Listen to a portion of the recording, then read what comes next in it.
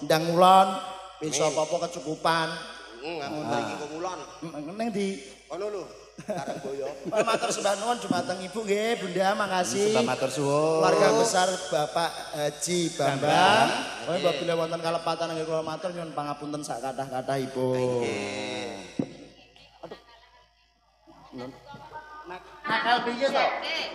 Kok ngomong aku nakal iki ono.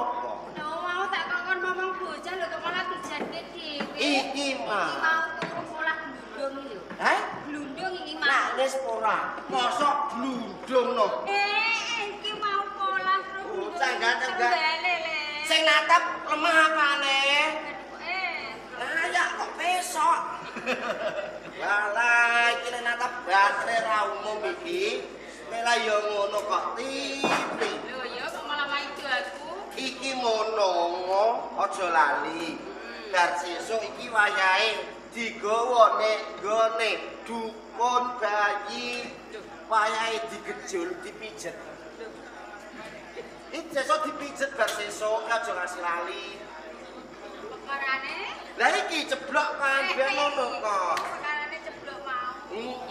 Tapi Siti dhewe nek iso nolak lapor nek ndak dukun bayi barang. Cah cilik iki balunge isih enom. Engko kena kliru mijeti, engko gedene dadi bumpuk. Mau medeni wong Dah tenan kok takoki go. Cah cilik iki anten kagetan. Mulane ra dipijet tengko. Sampe kira saya dilali-lali aku ini kok napa? Lah kok ngono apa? Ya senengane ngono kuwi kok. Apa ya? Ya. Apa kok iya? Eling aku eling. Wis Kowe dik inane. Iki bocah yo. iku bocah le.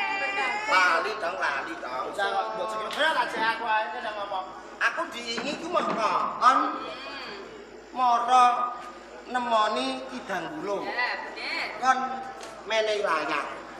Wis tak wenehno. Wis aku wis ketemu Kidang Gulung. Ngomonge Kidang Gulung ya dina iki dhewekne arep marane Gunung Bromo. Dino iki saiki. Iya. Semono.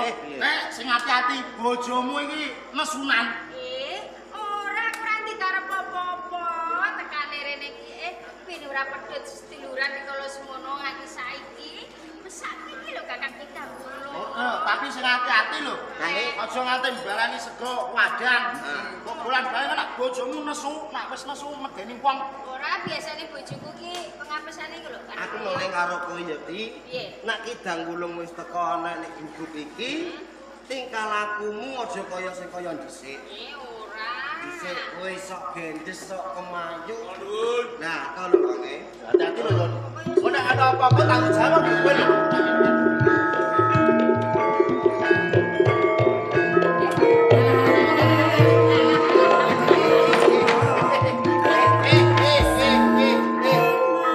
ora itu.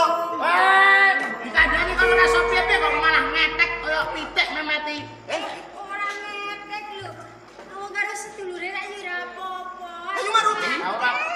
Ora melu. Ayo maruti. Elengo, iki wis duwe bojo, wis duwe anak. Mengko Kidang Gulung iki urung dileni sapa-sapa. Mengko nek dadi masalah keluargamu, bojomu nesu dadi tukar padu karo Kidang Gulung, repot lho. Lho kowe kudune tanggung jawab. Apa? Lah sing terus surat kowe dikongkon. Terus layang kowe. Aku dikongkon kok. Aja nyedak-nyedak Kang. Aku ning kene. Nah. Kan Kidang Gulung. Ayo Maruti. Jane ra apa-apa kok.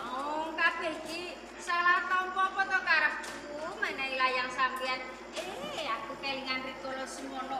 Aku sampean lan Kakang kudu sempani sine wong telu. Bareng rikala semono lakon kaya ngene nganti sampean ninggalke padepokan ing selawase dina iki aku pengen ketemu. Aku mung trimo njaluk ngapura termene ngene lho Kakang. Pas seduluran iki aja nganti pedhot. Bisa kumpul dadi siji maneh. Mergo saiki Kidang Gulung.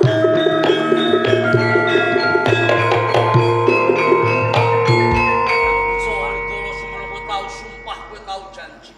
Ora bakal ngancekake sikilmu ana ing pertapan Gunung Bromo. Lah iki sumpahmu. bukti janjimu Kitang. Jane susik, Ji. Kakang kudu semangat. Nggih. Anakmu plek kowe persis, Sik. Iya. Kakang kudu semangat. Kitang. Kowe aja nganti kleru panampa, Kang. Ateges aku teko ning Gunung Bromo kene ora ateges aku bakal baleni sego wadang kuwi ora. Pancen aku duweni rasa kangen, nanging kangenku kanggo keluarga ana ing Gunung Bromo ora mliku. Kowe goroh kowe ngapusi Kitang. Tenane aku ngerti jroning batinmu. Bebasan kowe ngeculke Ayu Maruti. Kok culke sirahe kok gondeli buntute. Kitang uluk. Kakang kudu Nek semangat. ing jagat sesrawungan ijeh ana menungso sing kaya dene kowe. Ora bal tentrem anggonku mamah lawan Ayu Maruti. Kakang kudu semangat. Sampeyan iki mbok kudu eling. Nganti aku pisah karo Ayu Maruti. Iki mergo saka tumindak. Wis prawoso karo Ayu Maruti. Bener iki. Kalau ora kelakon pun prawoso karo Ayu Maruti. Mesti wae aku bakal omah-omah karo Ayu Maruti. Tapi iki dina aku wis nrimo. Aku wis lilo. Mbok menawa wae Ayu Maruti kae jodohmu. Ora idep. Sing baku iki dina Ayu Maruti wis dadi bojoku. Nah, ini. Mula kanthi kuwi sareh nek kowe wis wani ngancekake sikilmu ana ing Gunung Bromo. Kowe kudu pitungan lawan aku Kitang. Kudu sumpani. Biyen aku wani karo kowe. Saiki go wani karo Ora kowe. wis kowe sing wani.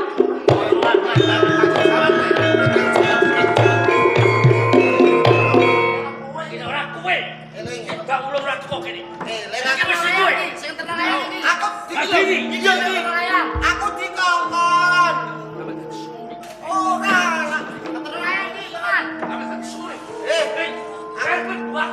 Aku kan jadi sembunyi. Aku dikongkon. Iku lho wedokamu.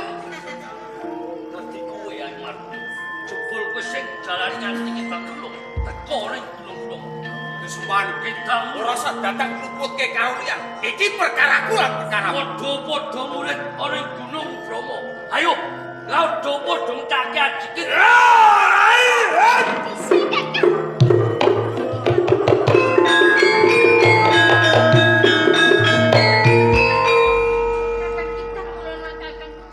Ayu Maruti. Biyen nganti saiki watakmu kok ora ono bedane to Kakang. Kok sampean ki padha-padha ngumangsani. Lakon biyen saiki. Nyatane sawetara aku ki wis kulino wis sinau tresnani sampean. Ora ngopo Kakang.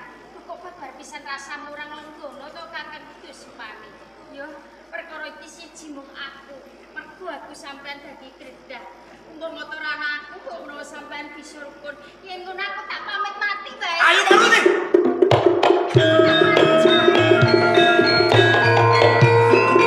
Menawa kelakon kowe mati apa kowe ra ngiman karo ponang jabang kae? Apa dhewe manu tuku susu iki kok. Ayu Maruti. Unjering perkara iki ora ning kowe, nanging ning aku. Pancen nalika semono aku wis sumpah ora bakal ngicake sikilku ora Gunung Bromo. Nanging iki dina aku teko ning Gunung Bromo malah kaporo, ndadekke cengkah anggonmu omah-omah karo kakangku Puspa. Sing salah dudu kowe. Nanging aku ora pantes urip ning jagat iki mbok menawa kanthi patiku kanggo rukune kowe karo kakangku Puspa. Hei, Kitang ulung. Apa kang sampeyan nyadeng karo aku? Tanpa guna kowe mati lalu Kitang. Mumpung nganti ana kedadian keng kaya ngene. Kabeh ki sing jalayah. Umpama aku lah kelakon prakoso lawan Ayu Maruti. Tak kira ora bakal ana kedadian sing kaya ngene. Mula kanthi kuwi Kitang ulung. Tenane kowe ora salah. Ayu Maruti uga ora luput. Kabeh ki sing kleruan. Tinimbang kowe sing padha mati, kedua ngaku tak.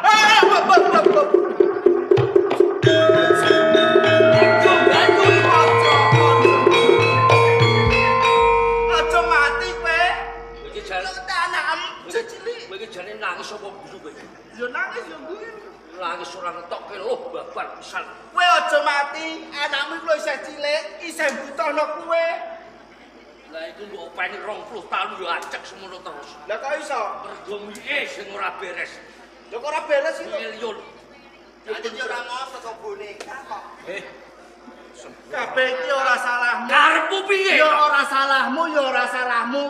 Sing salah iki aku ora iso ngandani. Ya to ora. Aku ora gadah bukan. Timbangane kowe sing mati, alung aku sing mati. Iya.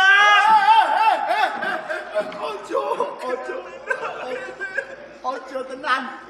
Jumbe kok yo becak. Ojo mati. Tanggungan jakeh. Tenan. Yo tak kek nganyarno ngono ndingi ngono. Iya. Ora usah. Yo, sing salah aku. Maune dikekno aku terus tak kekno liun. Mulane dadi nganti kaya ngene. Aja kowe aja kabeh mati sing mati ben aku wae. Cukup.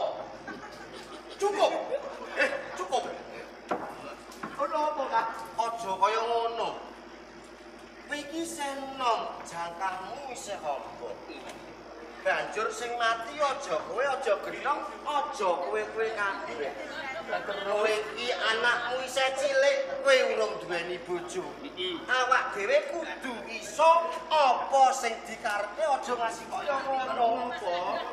Kowe karo aku kudu iso dadi wong tuwa sing apik. Perkarane sampean kok gelem kekno. Yen tinimbang kowe do salah-salahan perkara kidang kula marane Gunung Bromo, ora karo kowe. Lu becak aku sing mati. Kebangetan iki. Ben banget ora udah mati. Apa terusane sing becak kowe? Ora lho kok. Iki aku bangetan. Aku Aku mati yo kok balik-balik. Aku sing mati. Iya. Kok nek batang kula bukti nanda. Batang kula. Kowe bocah lho. Ana apa? Jebul iblis kowe. Iblis lho. Maruti arep bunuh diri. Kidang kula nyandet. Ya mesti. Kidang kula arep bunuh diri. Kuda semani nyandet. Gentong kok candek kowe, kowe tak candek aku. Terus bales budimu gendi. Kowe tak candek lho. Aku ngene iki candeken wong limo. Jare balane. Oh. Aku nak mati yo. Bras. Ganduli ya. Lah jajali neh. Lah Bras. bras. Jebol ngene iki. Semangat kowe ora apa-apa. Kudu semane. Iki wis gedhe. Pikiranmu kudu sing amba, aja mok cekak.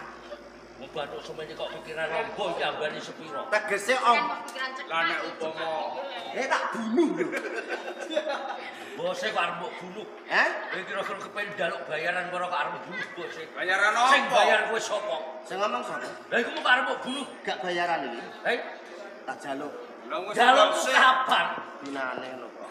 Cepet temen. Kainan poso. Aja do tukar padu. Nek ngono pripat. Sing rukun, memayu hayuning bawono. Apa karepe? Donya iki wis endah, wis apik, kudu mok endahno tumindakmu prilakumu kabeh. Ngono lho. Ngaren kok toto kowe. Kok meletik matam. Salaman, Sing rukun. sing rukun. Aku njaluk ngapura. Yo wis. Tak sepuro kidang mulu kabeh iki mau sumput tak. Nah, jak ngono. Jebule kok pikirane kok temu wotengan. Jan. Nek ora Aku ngene mati iki lho. Aku kita jebule temu Ya wong pancen sirah gedhe ya temong.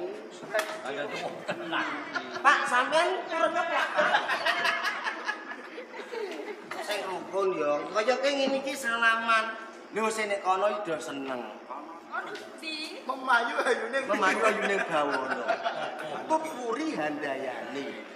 Hah? Yo. Kidang kula. Piye? Aku ngerti yen kowe temu kowe Gunung Bromo siji gawe loro gawe ya to? Kok ero? Ngerti no. Jebul ngerti sak Aku wis diwarisi ilmu kok. Kowe kuwi Nang ngono kok ora mati du. Ilmu apa? Moh. Kayak gini. Jangan mangger dukun ndang mati kok. Pancen bener kandakmu. Pisan aku. Kapan karo keluarga Gunung Bromo sing ping 3, aku bakal meni pekabaran kan yen wektu dina iki Raden Wijaya bakal balekake kajayan oleh Kraton Singosari Tunggu nikah. dur sing kok karepe kepiye kita? Saka kekarepan aku kepengin sabiyantu karo Raden Wijaya. Nek pancen sampeyan duweni kalunggan waktu, Gelemo sampean uga melu sabiyantu karo Raden Wijaya. Ento pancen kaya ngono liwas papan kebeneran. Ayo padha diabdekke kabisanmu lan kabisanku. Mbok menawa wae aku karo sampean ing bisuke nemu kamulyan. Yen pancen kaya ngono rasah dadak kesuwen ayo mara wagi mrebeki Den Raden Wijaya. Oh, ayo marung. Sawetara tak tinggal sing ati-ati